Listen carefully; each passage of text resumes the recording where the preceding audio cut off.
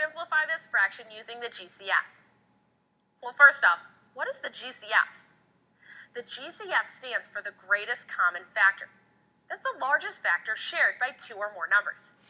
In other words, it's the largest number that can be wholly divided into two or more numbers. Now here, we're trying to simplify this fraction using that greatest common factor. When we simplify, we're trying to make it so that the numerator and denominator do not share any common factors, other than that common factor of 1. That means we're trying to rewrite this fraction so that there is no number, other than 1, that can be wholly divided into the numerator and denominator. And to do that, we first need to find the greatest common factor. That means the greatest common factor is 4. Now that we have this greatest common factor, we're ready to simplify this fraction. Now, in order to simplify using this greatest common factor, we want to take the numerator and denominator and divide each of them by this GCF. So we take 12 over 16. Then we divide the numerator by 4 and the denominator by 4. Here, if we take a look, we're really dividing by 4 over 4. Well, that's just 1. So really, we're just dividing by a fancy form of 1. Dividing by 1 does not change the value of the fraction. So the new fraction we get will have the same value as the original fraction. It'll just be the simplified or reduced version. Well, in the numerator, if we take 12 divided by 4, we get 3. In the denominator, 16 divided by 4 is 4. And we get 3 over 4.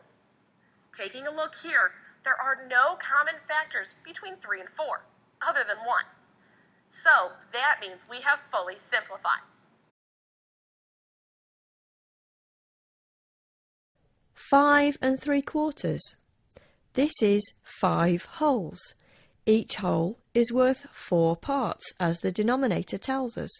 So we say 5 times 4 is 20.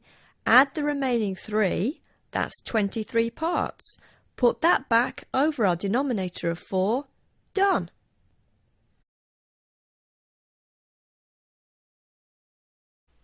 Write 7 over 4 as a mixed number. So right now it's an improper fraction. 7 is larger than 4. Let's write it as a mixed number. So first I'm just going to show you a fairly straightforward way of doing it, and then we're going to think about a little bit about what it actually means. So to figure out what 7 over 4 represents as a mixed number, let me write it in different colors. So this is going to be equal to, the easiest way I do it, you say, well, you take 4, you divide 4 into 7. So you divide 4 into 7. 4 into 7. So 4, if we're dealing with fourths, 4 goes into 7 a total of 1 time. 4 goes into 7 a total of, let me do this in another color, a total of 1 time. 1 times 4 is 4. And then what is our remainder? 7 minus 4 is 3. So if we wanted to write this in plain, well, let me just do the problem, and then we'll think about what it means in a second. So you see that 4 goes into 7 1 time. So you have 1 whole here. You have 1 whole. And then how much do you have left over? Well, you have 3 left over. You have 3 left over. And that comes from right over there. That is the remainder when you divide 4 into 7. 3 left over, but it's 3 of your 4, or 3/4 left over. So that's the way we just converted it from an improper fraction to a mixed number.